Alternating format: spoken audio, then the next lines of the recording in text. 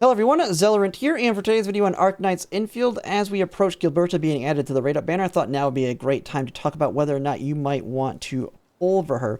And since we're so early on in the Arknights Endfield lifecycle, this only being the second rate-up banner, now we do have 3 limited units that are available. You just have to lose the 50-50, whether it's to Gilberta or Yvonne, but she is the second one that's on a rate-up banner.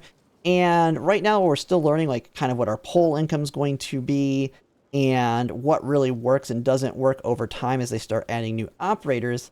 These early ones that you pull are very, very important in my opinion, especially being able to make future units work.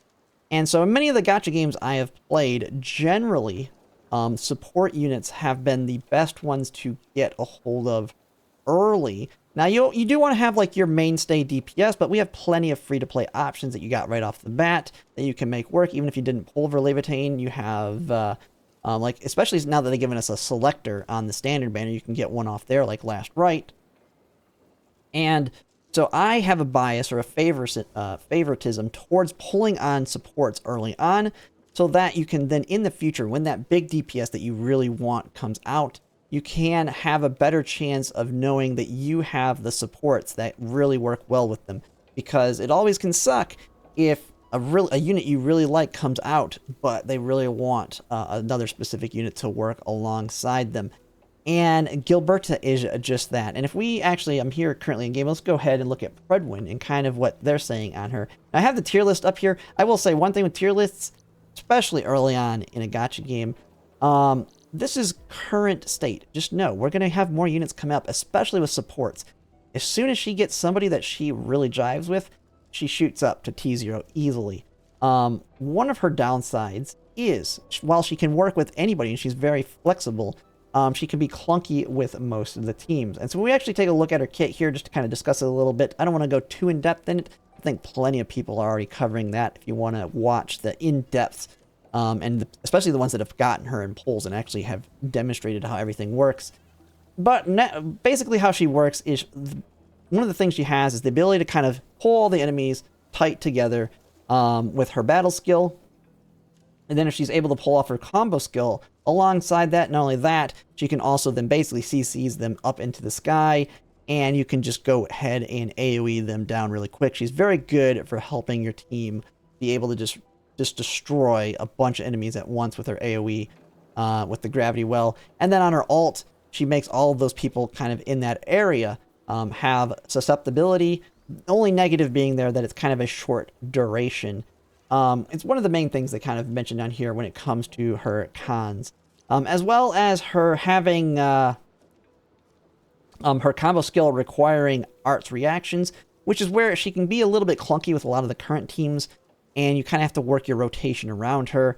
And so a team that maybe right now, to me, feels very easy to do the rotation without having much thinking, like Levitain, if you put her into that versus someone like Ardelia, now it's a little bit more clunky. While it can work and still be very strong, and you may want to do it if you pull over her, just because you might want to use Ardelia in one of your other teams, especially once we get the end game. Right now, she just doesn't feel like she has that main team yet. But that's the thing. She doesn't have, like, the team that she could really work with well yet.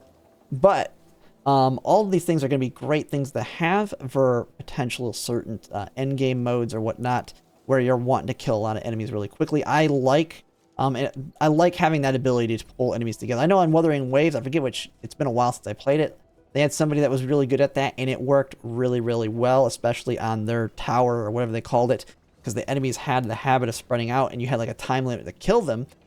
Very, very strong there. And that's a big thing that she could do. Now, with how short her ult susceptibility and all that is for 5 seconds, right now we don't have really much that really takes heavy advantage of that. Now, Levitain can take advantage of it, but her ult lasts 15 seconds, so you're only getting 1/3 of the value out of it when you pop that plus Levitain, and then 5 seconds you're doing a lot of damage. Now, you're almost certainly going to kill everything in the AoE range, but that's about it.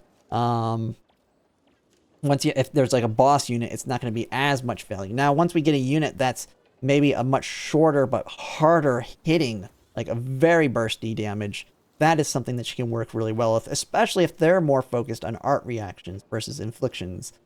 And so I find that if you're one of those people that just kind of wants to set your account up for future successes, because I'm always looking at gacha games in long-term play versus immediate play. So I don't need to have the current meta if I feel like I'm setting myself up to really be able to take advantage of a meta in the future that I might like a lot. And so like if I have a favorite character that comes out, like I really like some of the Wooling ones, like the leader of the Wooling. I want to get her. She just looked badass when she just came in and lightning down all the enemies. Like if she really wants Gilberta, it's going to be very nice to just have her to be a supporting unit for their team. And what I've seen with a lot of gacha games is that's how they sometimes design future characters. They design one character with the idea of a future character using them, and supports are the most important than that. So I tend to pull supports until a DPS comes out that's just a character that I really, really like. Whether they are meta or not, having the units work with them is really nice. That's kind of my thoughts on it. I feel like Gilberta does everything nicely. I know a lot of people are saying, well, we have Ardelia. She kind of covers everything you need. Yes, that is true right now. We have no idea how long it's going to be before we see reruns. And if you have the polls, and you don't really care about Yvonne, you know you're going to be able to skip Yvonne, I think Gilberta is a very good choice. Now, you definitely want to have the 120 polls, the guarantee. That's just a general rule, I would say, with any banner. If you can't have 120 polls, do not pull. But that's basically what I think about on whether or not you should pull over her. Now, we do have a general idea of who we know is going to come after Yvonne based on the hints they've given us and the character we've seen in the game. So you can kind of go look out there on which ones. We don't know the exact orders yet, but we have a general idea of like what the next 5 after Yvonne will be in terms of characters.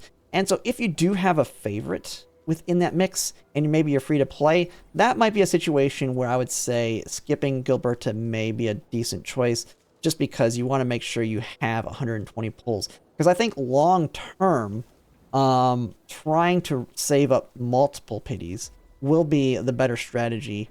Once you have your established account, and just if you can save up that much, that can kind of protect you on getting a double whammy on like a support coming out back to back with a DPS that they are designed for. I don't know how they're going to approach it in Arknights Endfield, so that's something to think about in a future video. That's my thoughts on Gilberta and whether or not you might want to pulver her. Right now, it's just trying to future-proof your account as best as you can so that you can work around any people that you want to pull in the future. But that'll pretty much be it for now, and that's kind of my thoughts on whether or not you should pulver Gilberta. But if you like my content, if you can like, comment, and subscribe, it really helps. And thanks for watching.